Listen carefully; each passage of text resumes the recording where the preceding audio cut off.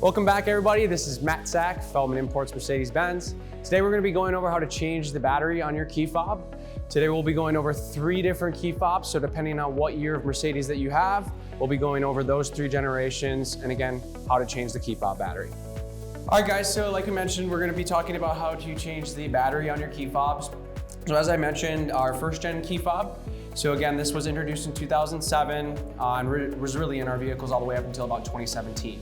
So I want to start on the bottom side of the key. We'll be able to pull out our laser cut key here. And inside of the key, there actually is just a small little tab, and the key actually fits in there perfect. So on this left side of the key here, we actually just press against that tab there, and we'll see this kind of pop open. And then from there, should be enough room. I didn't quite get it.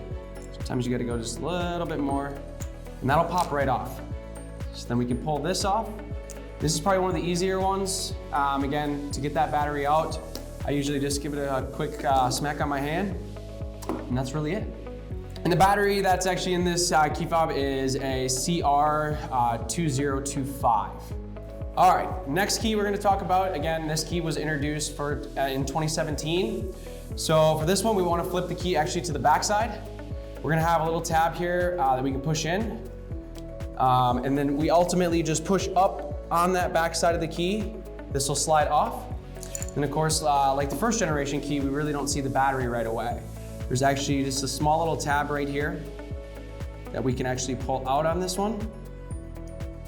And as you can see here, we'll actually pull out the battery. You take that out. And this battery happens to be a CR2032. All right, and lastly, we have our 3rd generation key. This key was introduced in 2021. So for this guy, we're gonna wanna go to the bottom side of the key fob.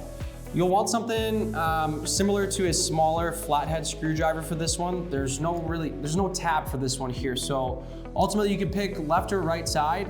You really wanna go to the corner.